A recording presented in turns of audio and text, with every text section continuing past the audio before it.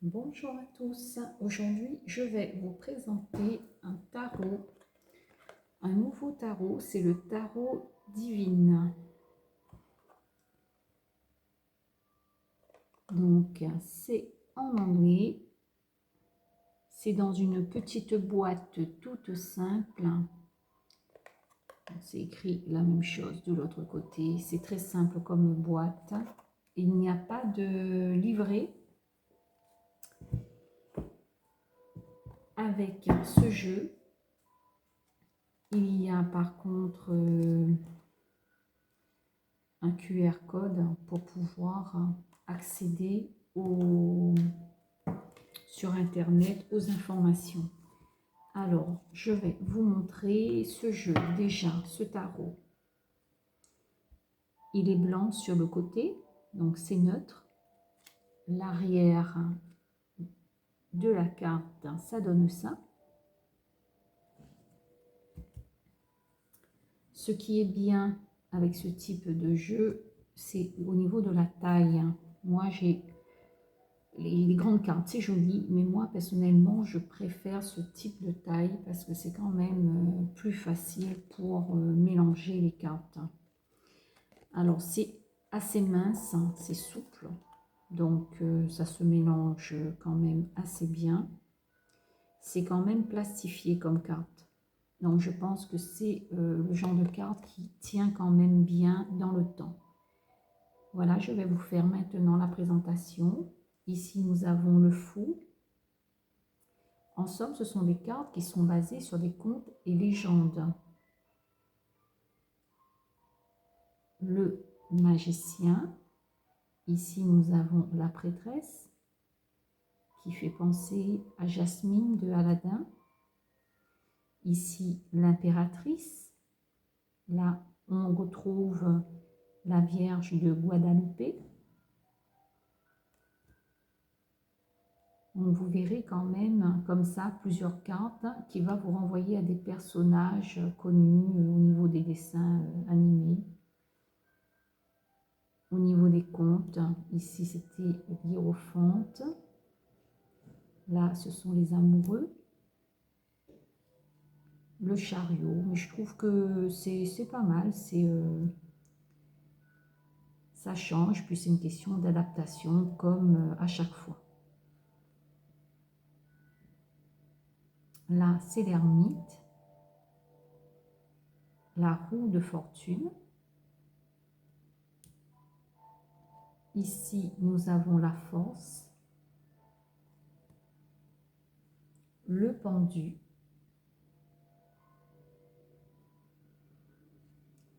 La mort, où on voit la forme de la mort sur le drap rouge, le drap, le rideau plutôt. Nous avons le 14, la tempérance. Ici, c'est évidemment la représentation d'un dieu de l'hindouisme qui a donc plusieurs bras. Le diable avec le serpent, c'est très représentatif. La tour, l'étoile, la lune. Nous avons donc avec la lune la même image sur la boîte. Vous avez aussi un coffret, j'en ai déjà vu. Le coffret est un peu plus dans un plus grand coffret. Donc il est possible que les cartes soient un peu plus grandes à ce moment-là. Vous voyez ici le soleil donc avec un personnage de l'Égypte. Ici le jugement, le monde. Nous passons à l'as de coupe.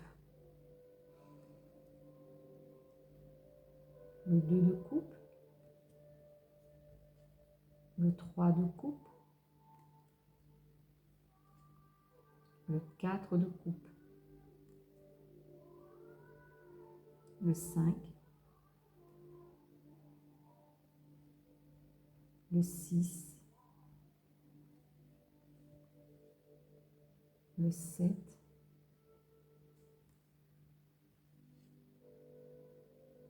le 8,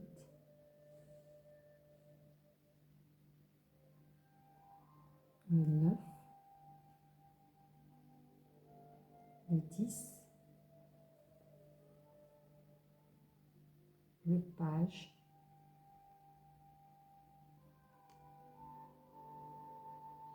le cavalier,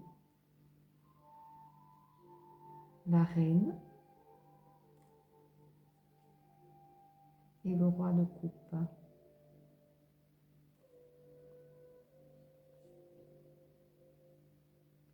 Nous passons au bâton. Nous avons l'as,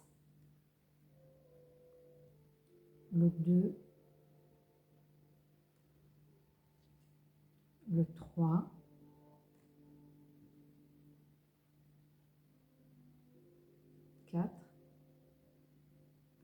le 5 de bâton, où on voit que les personnes sont en conflit, le 6 de bâton, le 7, le 8, le 9, le 10,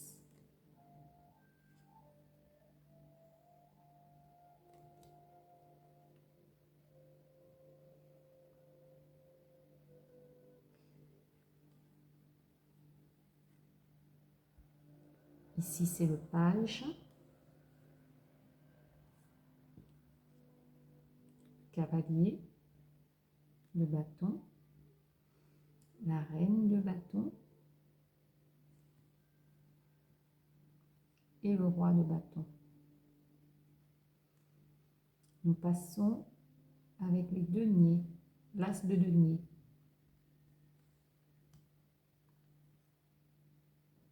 Le 2 de denier, le 3 de denier, le 4 de denier, le 5,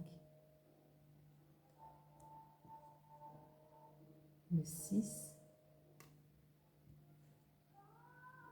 le 7,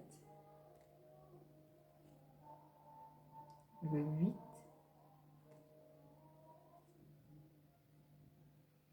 le 9,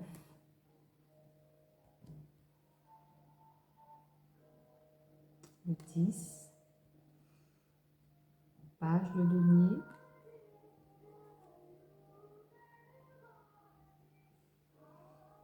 le cavalier, la reine, le roi. Nous sommes maintenant sur les épées, l'as d'épée. Le 2 d'épée, le 3, 4, le 5, 6, le 7 d'épée, 8, 9, le 10,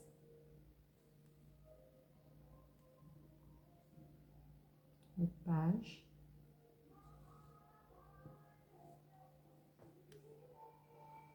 le cavalier, la reine,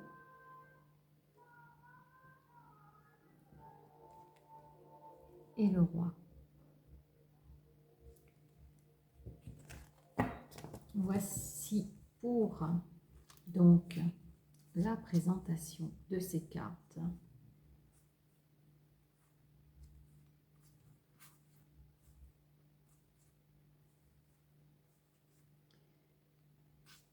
Donc très coloré, c'est quand même, bien que ça renvoie sur des images de contes et de légendes, c'est quand même très représentatif des significations par rapport aux autres tarots.